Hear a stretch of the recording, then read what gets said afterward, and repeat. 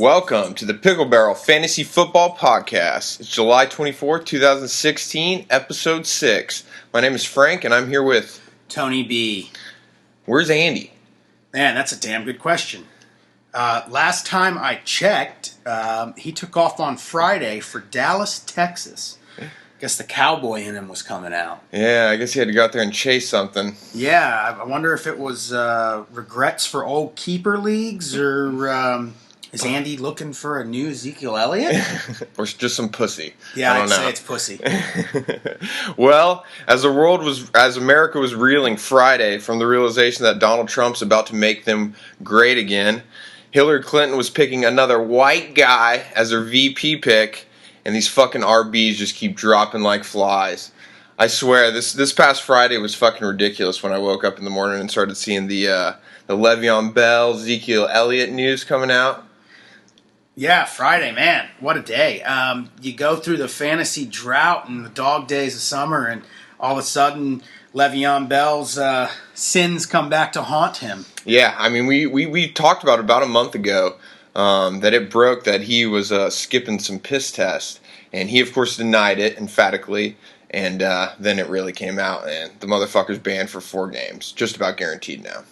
Yeah, that 15 that he talked about. I'm not sure that he's going to make 15 touchdowns now or 15 mil. Yeah, I think he fucked himself out of that one. Yeah, and D'Angelo Williams now actually fantasy relevant. Again, 4 games you'll get him for, guaranteed. Yeah, and what about good old Zeke? Man, is he a wife beater or is he just being victimized here? I hope it's just him being victimized. It seems to look that way, but I guess we'll see for sure. But we should know in another week or two what the deal is with all that, I'd imagine. Well, we have to assume that she, from what it looks like, he's going to be okay. And just another example of a crazy bitch trying to make a muck in the National Football League. She's a gold digger. Well, and this is a little later, Frank, but it's worth talking about. It's a little older news than Friday, but definitely running back craziness. We got Foster here. We haven't talked about that yet, and what that means. He signed this week with Miami and just about destroyed J.J.'s fantasy relevance all in one fell swoop, it seems like. Yeah, but now you can get J.J. super late. It might be a super awesome pickup to take Foster in, say, the 4th, 5th, and you got J.J. in the 9th, maybe. You might. We'll see how it pans out. See, my whole take on those two has really been I don't want anything to do with either of them. I don't know enough about J.J., and Foster fucked me over last year. So I'm fine with staying away from that. But if you guys want to take your chances on that, I can understand. There could be some great points there. Some value, some possible value. But should we get on into the show and how actually that stuff's going to affect this show? Because we're doing our top 25 for a half-point PPR league today. Just how we see the first 25 picks going in terms of, how we see the football games panning out this year. You want to get into the top 10 first, AJ? Yeah, sounds great. I'll give you my top 10. And, Frank, let me know what you think. And everybody out there, you take this as you will, but I think this is a guaranteed playlist that anybody should be able to take with them to approach their draft. Your first 3 picks should be safe, valuable, fantasy-relevant people.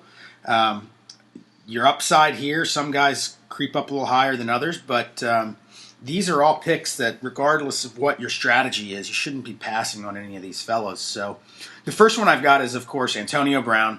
No issues there. I think everybody in the fantasy world agrees on that. Overall, number 1, but then followed closely by 3 wide receivers in my book. You've got ODB, Julio, and AJ Green. All are going to be studs this next year. Yeah, I think we've got safety here. Safe, valuable picks. There's a reason that you're wasting your first early picks on these guys. It's super value. Mm-hmm. And so the next thing here, Frank, you may have some issues with, but I still value the running back even after last year's debacles. But got 2 names here that I could take either one and be perfectly happy with. But that's David Johnson and Todd Gurley. Oh yeah, I love them too. I don't have them quite as high as you do, but I mean they're going to be great studs this next year. Yeah, I think what impressed me most with both of these guys was just their ability as young backs to have the fantasy, or the NFL talent and athleticism to be number one running backs right out the gate. Here you got Todd Gurley. I got him at 6 overall, but he's 2 years out of an ACL injury that he suffered in college.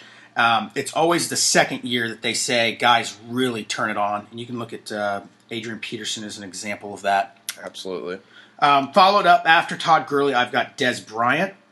And what spot's that? That is my number 7. Okay. 5th overall wide receiver. I like Dez because I like his veteran status, his big, strong, aggressive style of play. He's always going to be the number 1 wide receiver on the field for Dallas that day. Tony Romo, if he stays healthy, and Dez will be a good combination that I don't think anyone should overlook.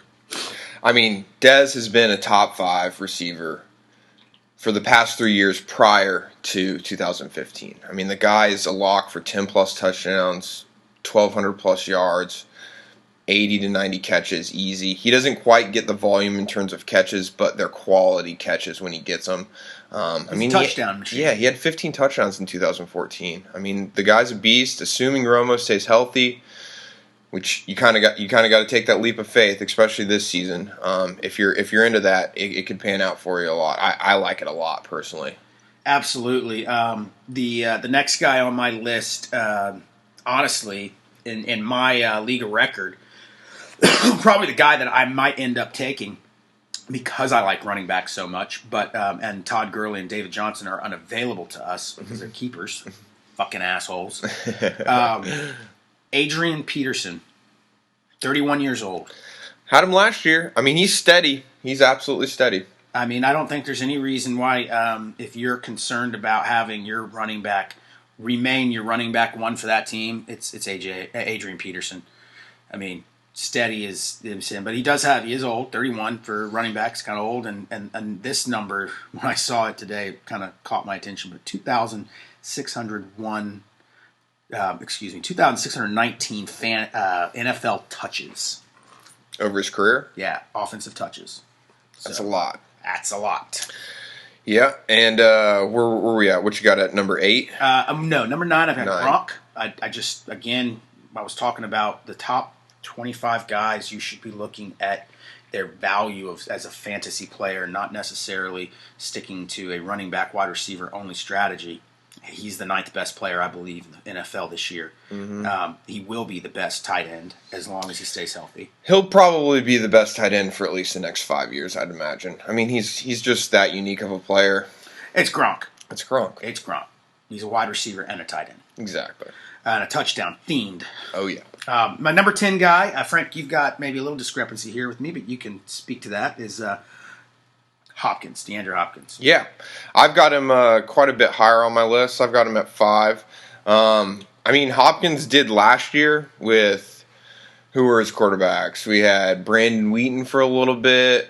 We had Brian Hoyer. Yeah. I think we even had some other guys intermixed in there. Not very high-quality quarterbacks, but Hopkins still managed to have 111 catches for 1,500-plus yards and 11 TDs. I mean, if he can do that with a dog shit offense. We saw him, I think he dropped 2 balls last year. He's fucked up. I mean, if he was on the Packers or something, it'd be remarkable. He was the number 4 overall wide receiver last year in fantasy football. Right behind Julio Jones. Yeah. So last year he did place ahead on the list above AJ Green, Dez Bryant, Allen Robinson, Jordy Nelson, obviously because he wasn't there, but those overall numbers. Alshon Jeffries, Mike Evans. I mean, oh yeah, no, he was a stud. I just think that there's a couple guys like you talked about AJ Green, who because of the way the offseason panned out with guys leaving and stuff. I think they're going to get a slightly higher volume. I still think all of these receivers are very similar in terms of their talent. They're kind of, if they were on different teams, they would be doing the same sort of thing. Absolutely, they're athletic. They're sometimes the most athletic individuals on the field. That's what I think this top 10 really should focus on when you look at them. And you should be able to look at, without even looking at numbers, if the individual is healthy, they should all be easily the best player on the field that day. Absolutely. And I'll go into my 10 just to throw them out there.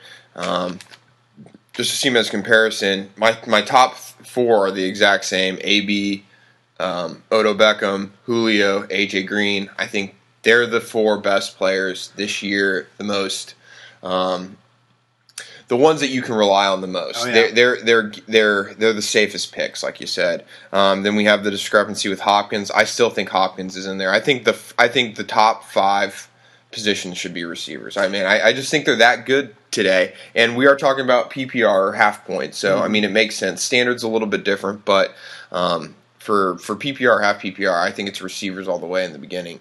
What I like about Hopkins in this position, I did rank him below Dez, but he was my number 6 overall receiver. Is just the Dez, like we've seen in the past, he really is dependent on that quality quarterback. He is. He absolutely is. Maybe it's the fact that Dallas is dependent on that leadership more so than Houston. Houston's a team that obviously has more leaders across the board because of what they're able to do with such shit. Last year they had Foster back there, Hopkins. Those are 2 veteran guys that can lead an offense. They don't need a quarterback necessarily. Where you look at the Cowboys last year, they definitely needed that veteran. Yeah, without Romo, the Cowboys are a completely different team. That's no lie. However, there is another guy coming into town, old Zeke Elliott, who I've got at number 6. He's my running back. Zeke to me, baby. Zeke to me. Yeah, he's my number 1 RB. And really, I had Bell higher than him before the piss. But since that's occurred, I'm Zeke to me, I think. And it's crazy that we're talking about this. A guy who's never played an NFL down is this. I consider him to be this good of a player already. I think he's good for 1,200 plus yards. I think you'll probably see him get close to 250 carries this next year. I think he probably catches another 40, 45 balls for about 300 to 400 yards, and the kid will probably end up with 10 plus touchdowns on the season. Frank, I love the way you analyze into your predictions for the upcoming year, and I have to say that I see him in similar light.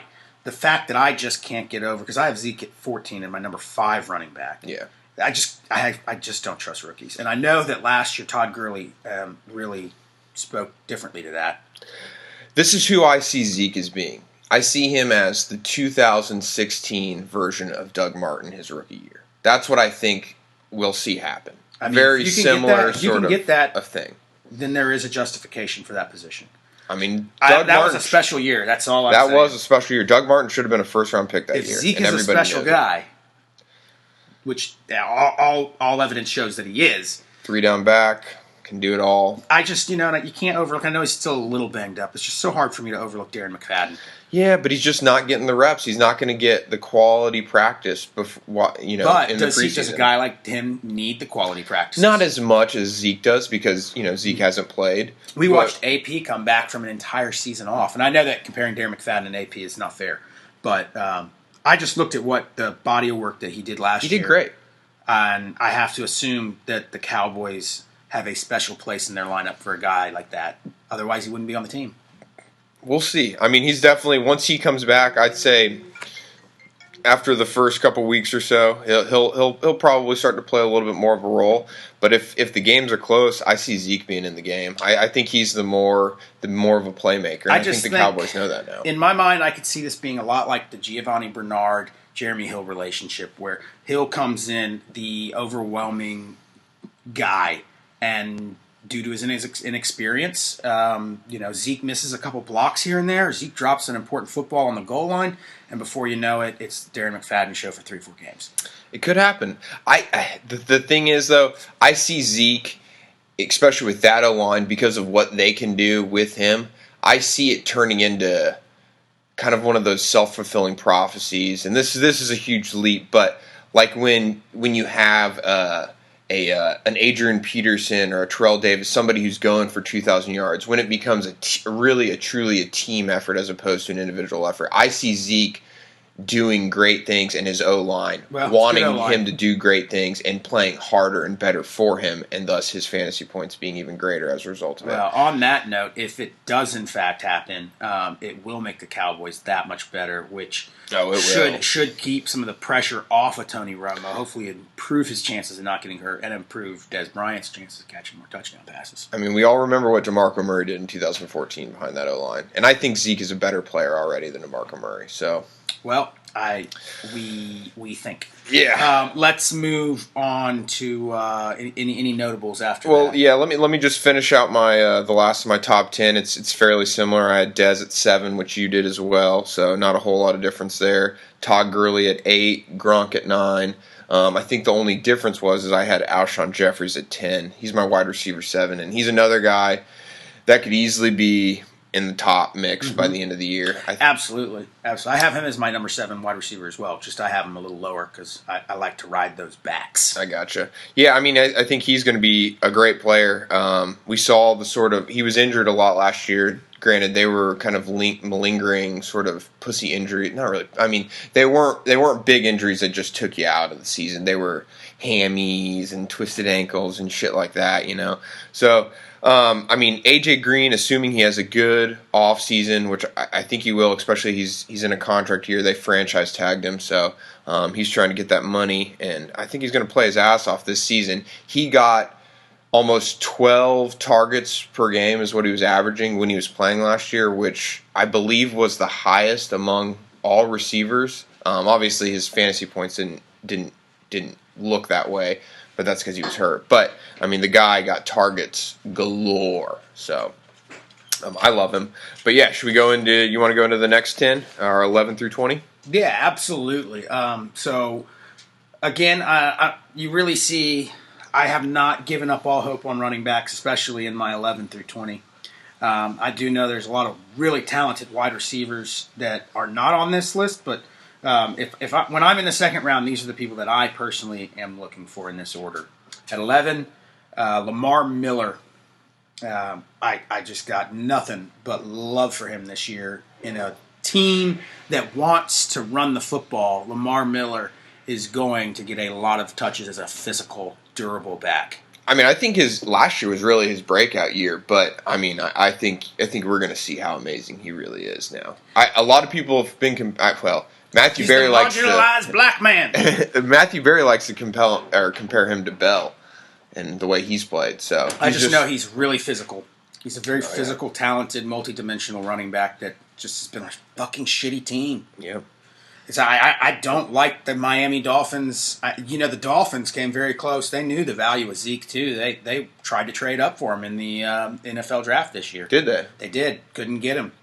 And now they're stuck with the Jay Ajayi and injured Foster train that we've talked about already today. So after Miller, I told you I like running backs, but you can't ignore this guy. And I've already told you he's both Frank and I's consensus number 7 wide receiver. I just have a number 12 overall at Alshon Jeffrey. We don't really need to go into anything more on him other than the dude's just a specimen. And there's not a lot else that's going to get the ball thrown to him. I mean, there's Kevin White, but he's essentially still a rookie. Not many other receivers. Matt Forte's gone. Martellus Bennett's gone. But, I mean, he's going to get a ton of targets. He got a ton last year. He stays healthy. He's going to get a ton this year. Couldn't agree more, and I don't think there'll be a lot of background noise for him in terms of his position. Sort of like the background noise that old Jeff back there is making. Jeff, you want to say hello to the microphone for us? All right. I am Jeff. Anyway, after Alshon, I've got Mike Evans. And I think he's going to have a great season coming back. We can all agree, I think, that the Bucs are poised to be better. Oh, absolutely. We're looking at a Bucs team that's got presumably a solid number 1 running back with Doug Martin, a pretty decent little defense. Jameis Winston is a solid number 2 guy coming in on a second season. He should have a great sophomore season. He's the kind of guy like Cam Newton. Number 2 QB, right? Number 2 year. Not like a second rounder. No. He's the second year. It's his second year. It's a sophomore season. Gotcha. So we should see that improvement that comes with that second season. Absolutely, and we saw him really He's do got better. a cannon. The second half of the season looked a lot better for him than opposed to the He's first. got targets galore, and Mike Evans is the top one of those. And I think you're going to see him do impressive things on his feet, which will allow Evans to get nice and wide open up the middle, and always deep threat as well. And don't forget, Mike Evans had 12 touchdowns his rookie year with fucking nobody good passing to him. Oh yeah, was it Josh Freeman? No, it wasn't Josh Freeman. It was It wasn't even one. It was Josh McCown. Oh, nice. Well, there's a guy that's worth noting. Like, what's Cleveland going to do with him? We'll find out. But I think he offers a slight spark to a team that really needs a slump buster at this point. Like the Browns really just need a fat chick. Fuck the Browns. The Browns don't even deserve to be in this conversation. They're one of those teams that I don't even think we have a name on here for like our bubble guys. Like the Browns just fucking suck. Like if it weren't for the Cavaliers and the RNC being in Cleveland this year, although the Indians are pretty fucking good if you're a baseball fan, but we're not talking about baseball. Anyway, 14. I've got Ezekiel Elliott. We've talked about this year. I think he's absolutely got upside. If he fell to me any shape or form in the second round, I would jump on it very quickly. I can't blame anybody for not wanting to take him because he's a rookie as early as I do. You either got the faith or not. Yeah, exactly. But it doesn't help that I'm a Cowboys fan. Yeah, I try to avoid that. Yeah, it's not logical. I mean, I'm a Falcons fan, and I don't hit up my love for them till obviously Julio, but much later. The next name that I've got on here, and this guy might fall to me with the position that I'm drafting in my league. I love Mark Ingram. Yeah, I think he's poised to have that really defining year. The Saints look pretty good offensively. We like to ignore them because the last couple of years they haven't done much. Last year, obviously, with Carolina having the incredible season they had. But I see the Saints being a well-balanced offense. I think Drew Brees has got one more really outstanding year left in him. And I think Mark Ingram could finish the season with 1,300 on the ground, 7 touchdowns on the ground, a couple receiving touchdowns, another 300 passing yards at least. And I think if he did that, you're talking like that was the Devonta Freeman season last year. Just the number of yards and touchdowns. Like that's how you finish points-wise where he did. So I love Mark Ingram. I do too. He's a bit injury prone. His 2014 season was quite a bit better than last season, but he's only 26, I think. So he's right in the midst. He's ready to have a great year, and I do too. I think the Saints are going to be they're not going to piss you off as bad as they did last year. I think their defense will be slightly improved, and thus I think Breeze has one more solid year under his belt with a cast that's who had Breeze last year in our league. Old Jeffrey. Jeff, you're with us. Can you just talk about what you think of Drew Brees? Like, would you draft Drew Brees again this year? Definitely not in the spot I drafted him last year, which I believe was 5, wasn't it? Something Probably like that. 5 He or burned 6, the fuck out of you last year. Yeah, he burned me pretty bad, and it made it worse that I paired him up with drafting Brandon Cooks, I think in the 3rd. So between those two, they had a really bad year, and the one game that Breeze blew up, I didn't even play him. I think I played Eli that week, but Breeze ended up getting 72 points, I think, in our league. Absurd. Just the highest by far of any. I think the one before was like Rodgers, maybe 60s or something. Something like that, yeah, 65 or something. But, yeah, it was pretty depressing with him all year. Just a real bad year. I think he'll have a much better year, which isn't saying a whole lot, considering how bad it was last year. I don't think he'll have a worse year, but I think he's going to have a good year. I think he'll have a strong year. It's Drew Brees we're talking about. Like, the dude knows himself better than anybody else. He's a professional. I mean, he's still, don't forget that he's still in that class of Rodgers and Brady. I mean, he really is. I mean, it's Super Bowl winning quarterback. For the longest time, those 3 were considered the best 3 quarterbacks. I mean, I know that, you can't look at, say, like what Peyton did last year and say that he had much of any effect on how Denver was able to do what they did. But by and large, the pedigree of quarterbacks that win Super Bowls, this is not a guy that you give up on. Like, no. He knows what he's doing. Yeah. And I think he's poised for a pretty good year. But following Ingram at 15, I've got Robinson at 16. So Allen Robinson, I mean, what he did last year was pretty impressive. Finished in the number 7 overall spot. We've brought this up a number of times already before, though, and it's that maybe Robinson, while he is a good receiver, was more of a product of circumstance. The fact that they were garbage time in those points like crazy because they were, throwing Hail Marys on a whim and a prayer to try and get back into games. And I mean, Robinson got a lot of fucking points off that shit. He's a good receiver, but I think the Jags are going to be a better team and not be in that position as much this next year. I think the Jaguars last year were a product of a team that was back in a position. You didn't play the Jaguars last year knowing you were going to beat them every game. And so it gave them a chance to actually be trying to win some football games late in the game. And I just, Blake Bortles, he probably won't have the season he had last year. And Robinson and Hearns are obviously going to share some touches together. But he's the number one guy on a relatively potent offense. And he's, again, another one of those guys that when I look at him compared to the other athletes on the field, a lot of days he's the best athlete on the field. Yeah. You got to remember, you also got Julius Thomas, who will finally be healthy this next year, and so there's another guy catching balls as well. So, I mean, it's a crowded offense. It's a good offense, I agree, but it's crowded, which is why I'm not as high on Robinson. Well, Robinson's the only wide receiver that breaks into my 14 through 20 running back raid here, because following Robinson, I've got another running back I love a lot this year, not so much last year, but I didn't have him on my team. It's Eddie Lacy. I think he's ready for a comeback. I think so too. He was drafted way too high last year, but he's I think he figured out he doesn't want to ruin his NFL career, and he could really be fucking amazing. I'm high on those Crimson Tide, former Heisman Trophy type running backs that we're used to. He's a pedigree. Yeah. Lacy and Ingram are pedigree. They know how to win. They know how to play. They're big, aggressive, full-bodied backs. We know Lacy's a little full-bodied like myself. He likes to probably drink too much beer.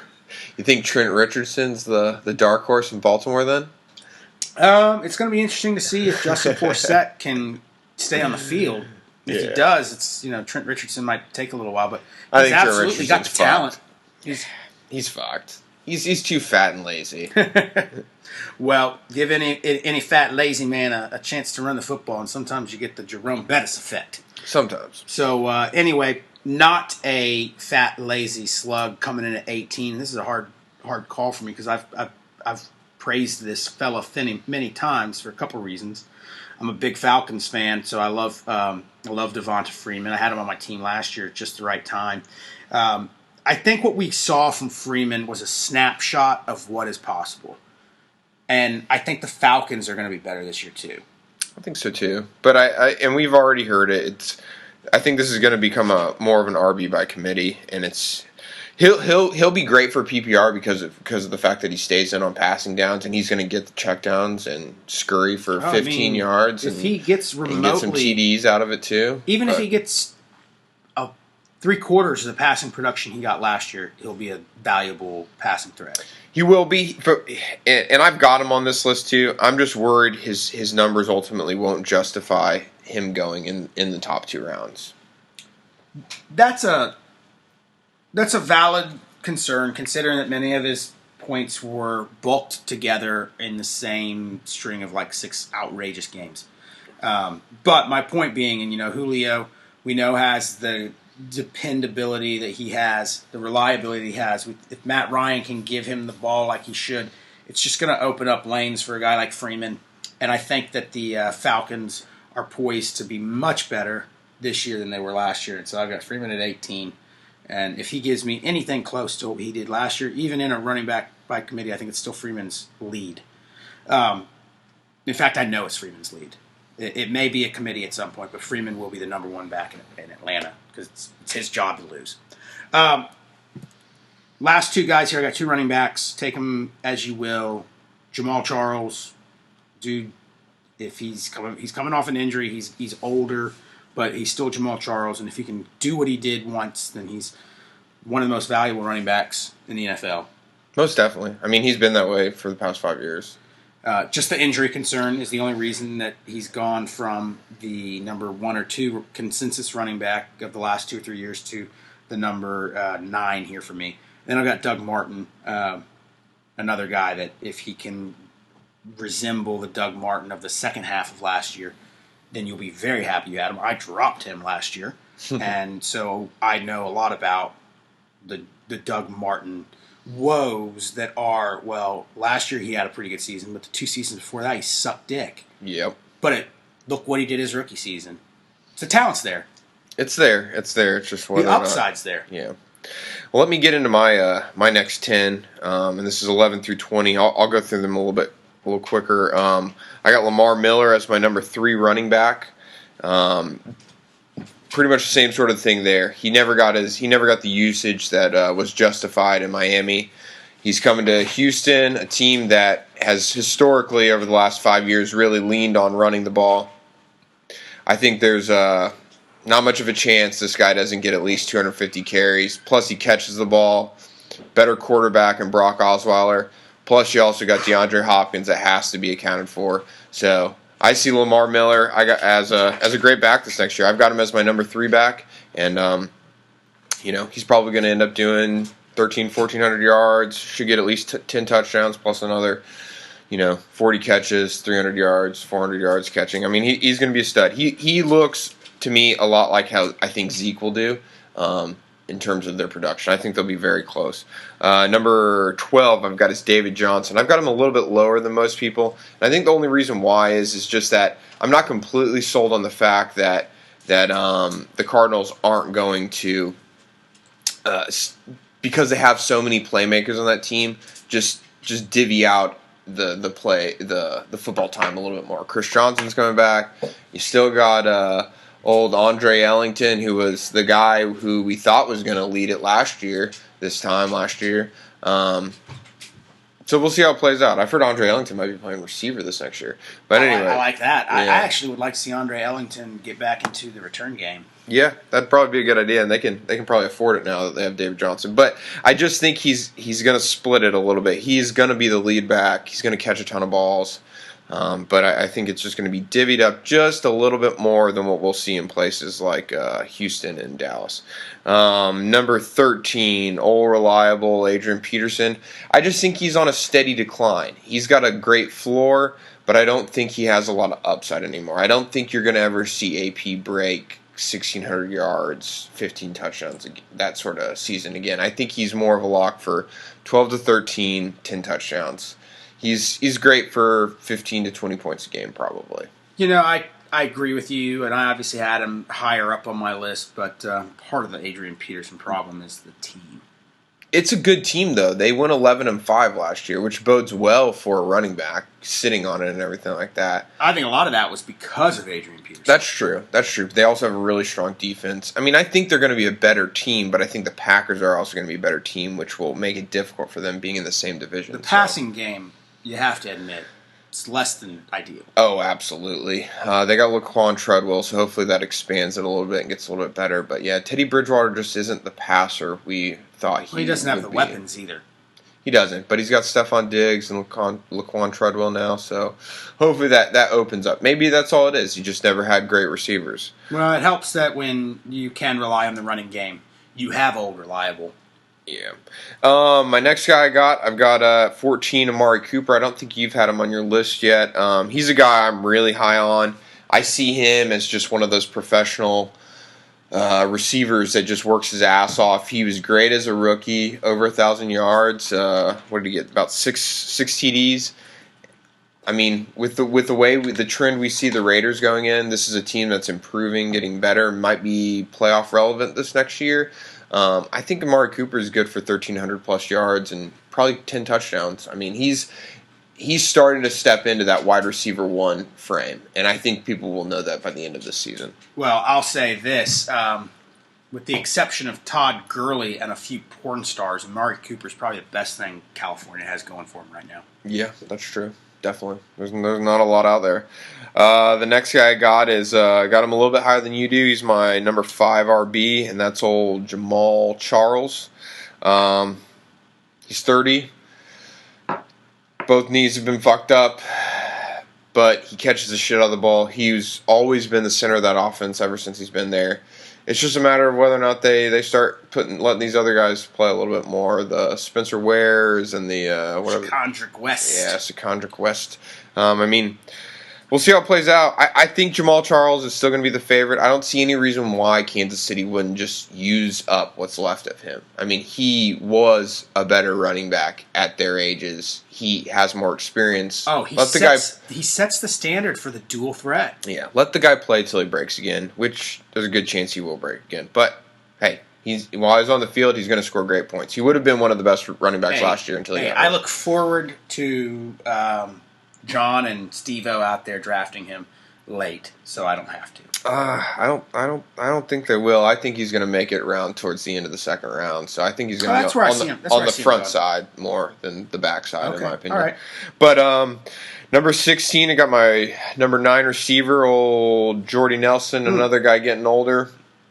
Another guy coming off an injury. Jordy Nelson. Yeah, another guy coming off an injury. I think he's going to do good. I think he's a lock for 1,200 yards plus, probably close to 10 touchdowns.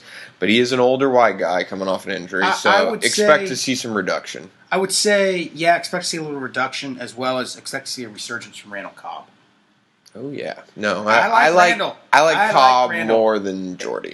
Listen, Jordy Nelson still Aaron Rodgers' love boy. Making him tee in the corner of the house and taking it up the rear all the time. But listen, the guy's awesome. He's got speed. He's got hands. But that injury's a big deal. And, man, I tell you, if you can pick Randall Cobb up. In the 4th? Yeah, late 4th. Late 4th is where I think I would take him. I'd be very happy to take him. Oh, yeah. Because that's where I'll be picking in that round. So, me too. Randall Cobb. Frank and I are back-to-back this season. So it's kind of funny. We're all cards are on the table right now. Oh, yeah. And number 17, I got Mike Evans. He's my wide receiver 10. I think we briefly went over him. See only improvement happening. Had a rough season last year, but year 2 with Winston, I think we're going to see dramatic improvement. Hey, I love Mike Evans. A lot more touchdowns. Like Mike Evans a lot. Again, I like a big physical wide receiver, and that's what he is. Yeah. Number 18, I got my number 7 running back, Eddie Lacy. I like Lacy again. People are hating on him a little bit too much because of what happened last year with him.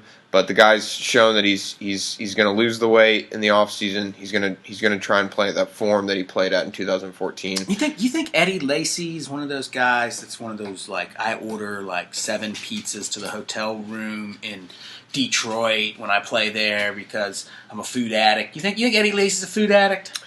He just gets so fat. I don't know. I wish I have no idea, to be honest with you. But I mean, he put on the weight quickly last year. I mean, he is thinner. He was up to like 270, 280 last year. If I'm the Green Bay Packers, I'm assigning the most arrogant, asshole-ish, freaking personal trainer to follow Eddie Lacy around all day. Well, P90X is really fucking gay and annoying to do in front of a TV, so I guess that's why they found that guy to come drag his ass around and make him work out. I hope it works. I hope it works because Eddie Lacy's, the talent's there. Yep, it is there, and I think you're going to see a resurgence with him, as well as the Packers playing better, thus leaning on the running back more. That's how I see it going down with him. That's why I think he's going to be steady as hell again. I think you'll see something very similar to what happened in 2014 with him. Number 19, I got old Allen Robinson. We talked about him a second ago. I just see the guy reverting a little bit because the team is going to be better on whole. Thus, the offense won't have to do what it did last year. Number 20, I got my number 8 running back, and this is a guy I've got a little bit lower than you, but Mark Ingram. I think you're right. I think the Saints are gonna be marginally better this next year.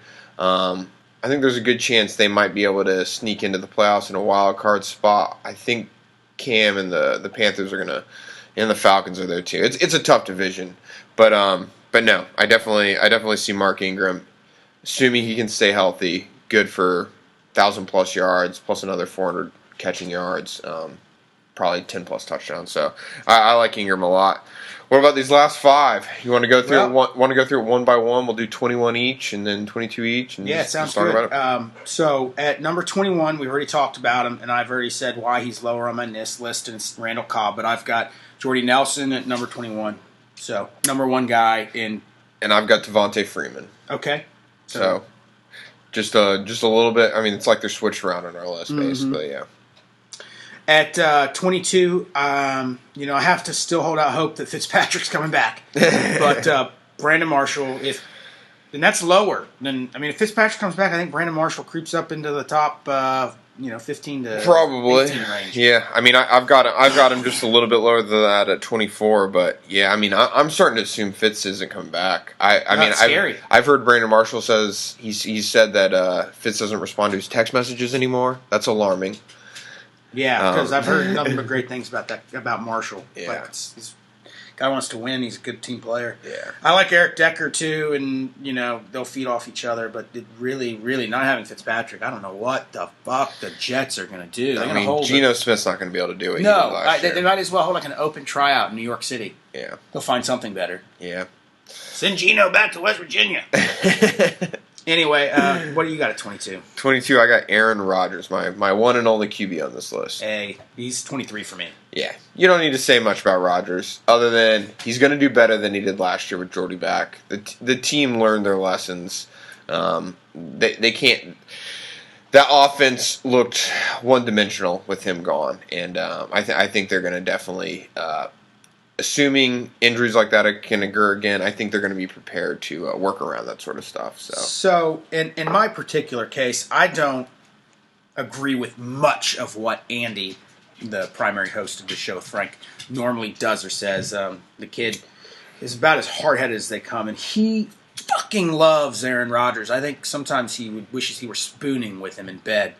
A little spoon, of course, but he's definitely a faggot for him. Yeah, but Aaron Rodgers. One thing Andy has said about Aaron Rodgers that I really, truly agree with is that of all the quarterbacks in the NFL that you would start a season with and say, who's capable of doing the Peyton Manning? Who's capable of going 50 touchdowns and what, close to 6,000 yards or whatever it is Peyton Manning did that? It's Aaron Rodgers. It's Aaron Rodgers. He's the only one. Superman. He's the only one. As much as I love Cam Newton, and I don't think we'll be able to get around to talking to him today, but he's one of my bubble guys because he's so dual threat. Rodgers he's the guy that if I had to put my money on, it'd be Aaron Rodgers. Yeah, luck maybe in a couple more years, but yeah, you're right. Aaron Rodgers is the guy that can replicate that more than anybody. Who do you got at 23? 23, I got Braden Cooks, a guy I'm really high on this next year. I mean, like you said about the Saints, I think Braden Cooks showed in the second half of last year that the guy can play football. The problem was, in the early part of last season, he was double covered the entire time. It's really hard for him, being that small of a guy, to get out of double coverage.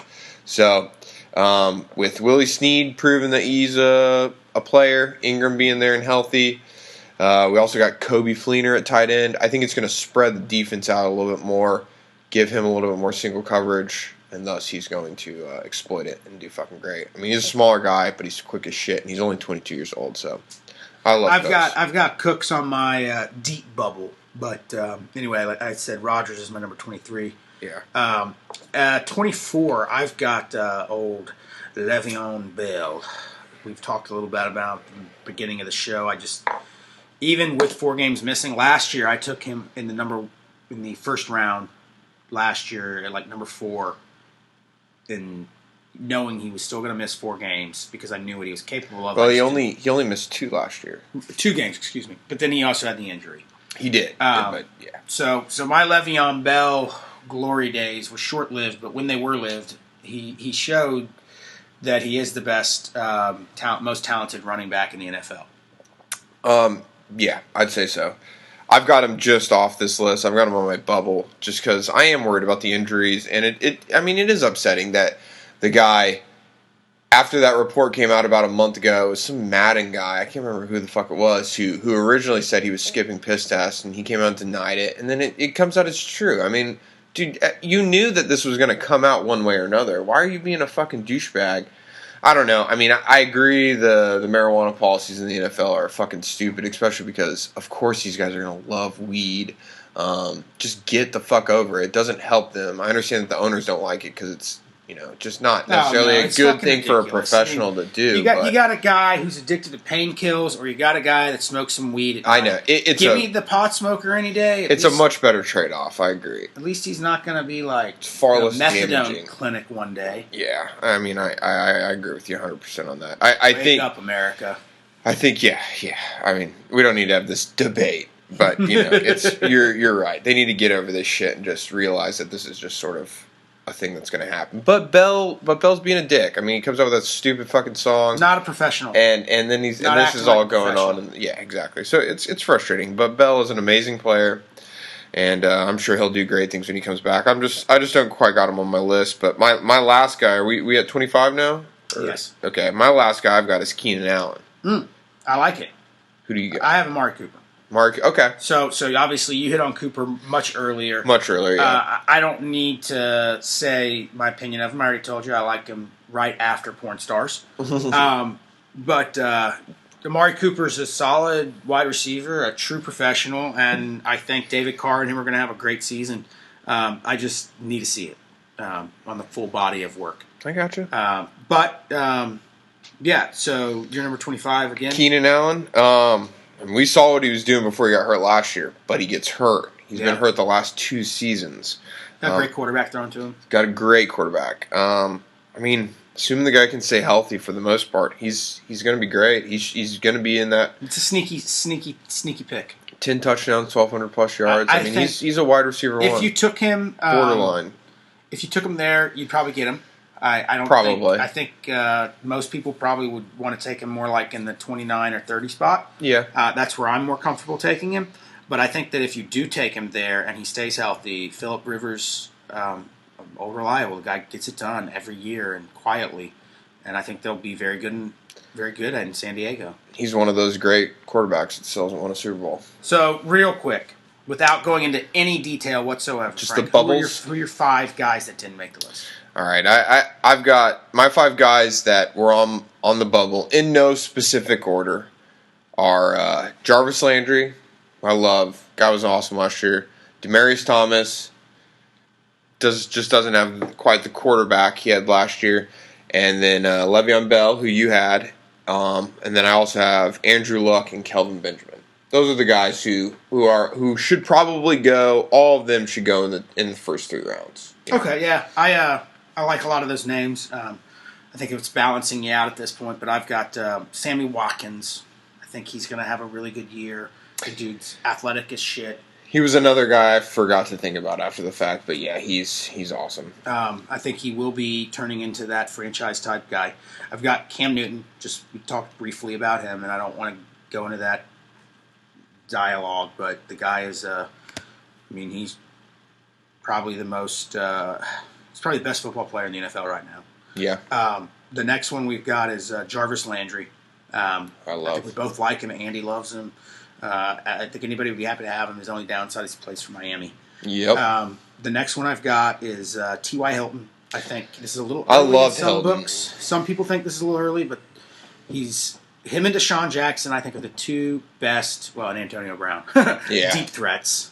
Julio's, they're in the category with Julio when it comes to deep threat ball. 2014, remember how great he was? He was very good. And I think Andrew Luck will have a better year. I think Hilton he is the number 1 guy in Indy, and he will have, there's a reason why we all kind of think of some of these other targets that they've got in Indy, but Hilton's the guy. And then I got Keenan Allen. We talked about him. So, anyway, yeah, this is every person out there in America needs their own top 30. We went through 25 thoroughly.